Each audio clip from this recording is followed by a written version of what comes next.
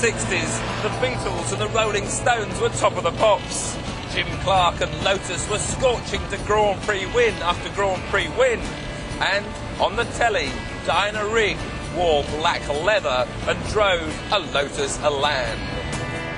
It was the small sports car of that decade. Light, responsive and a delight to drive.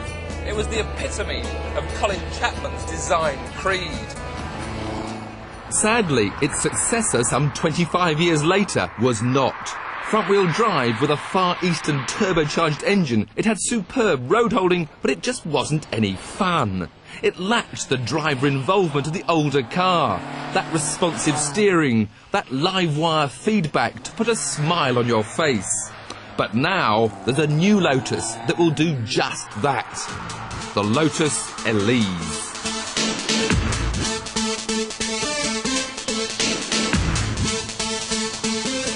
The Elise was named after the granddaughter of Romano Artioli, chairman of the Bugatti Group, which owns Lotus, and fits neatly into the E-theme of all Lotus names from the first Elite to the Esprit.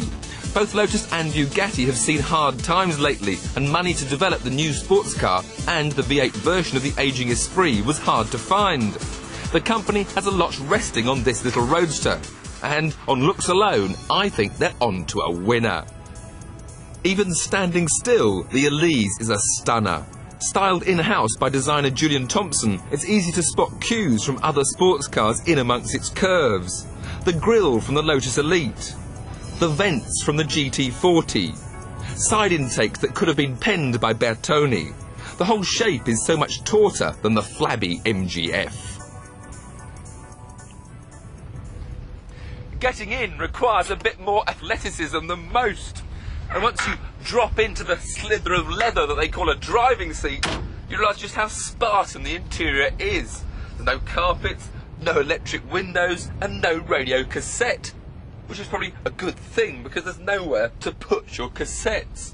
Indeed, the interior is so Spartan that the passenger seat doesn't even move, and the only gesture towards any sort of luxury is this little pump-up lumbar support.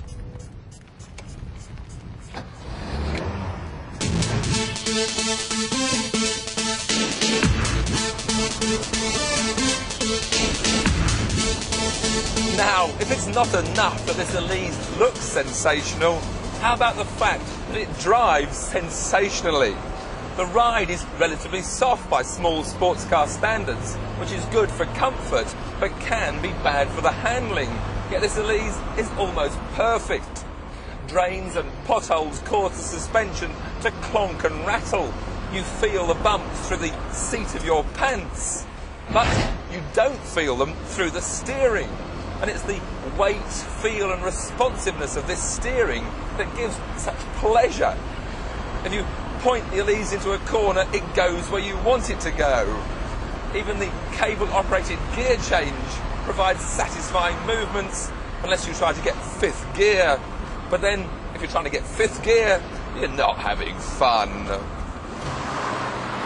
Unlike every Lotus since that original Elan, the Elise doesn't have a backbone chassis underneath its fiberglass bodywork.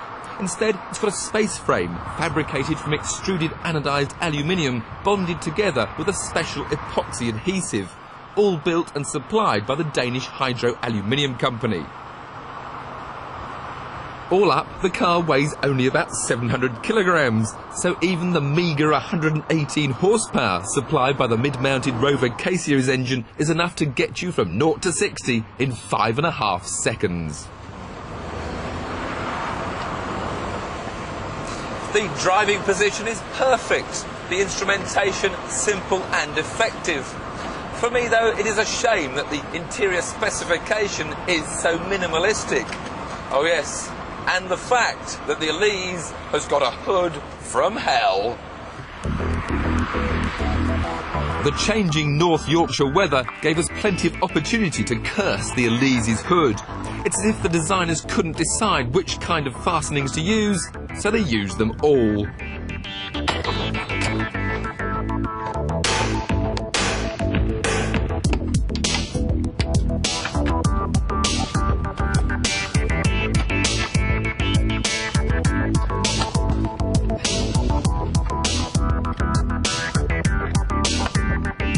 Once on, the hood doesn't spoil the car's lines, but by the time you've got it up, the sun has probably come out again.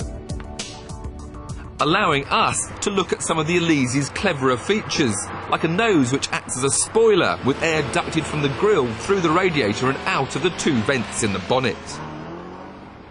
The suspension is wishbones all round with some very trick aluminium disc brakes at each corner. The whole of the bottom of the car is flat and there's a diffuser at the back which Lotus say adds 15 kilos of downforce. Time to put racing engineering on a race track.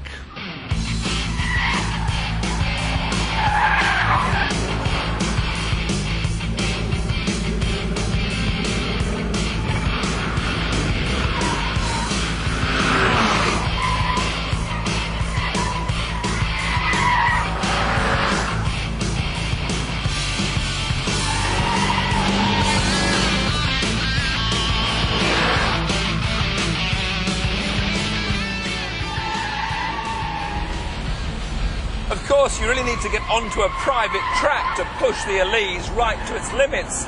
And there's none more demanding in Britain than this Croft circuit near Darlington. Only now can I really push the Elise on into the corners. And that wonderfully responsive steering now comes even more alive. And I can feel the body roll. The soft suspension allows quite a bit of initial roll, but then the car takes a set and responds beautifully. Unlike the more recent Elan, which was such a disappointment because it cornered as if on rails, this little Elise can be quite frisky. The Elise has mild understeer as a basic setup, but push the car into a corner quickly or lift off suddenly in the middle of a bend, then there is oversteer aplenty to play with. It's not a sudden breakaway, more a progressive slide to be enjoyed rather than feared. Lotus intend to produce about 1,000 Elises a year, and if you pay your £20,000 now, you might just get your Elise by next September. If some foul fate does befall Lotus, it won't be the fault of this fabulous little car. Hello, Patsy. Yeah, look, I think I might have found the perfect small sports car. No, not the MGF. That's too bland for me. No, it's the Lotus Elise. The best looking, best handling small sports car ever. Anyway, look, I'm just calling to say the traffic around here is simply awful. So it looks like I'm going to be late. Couple of days?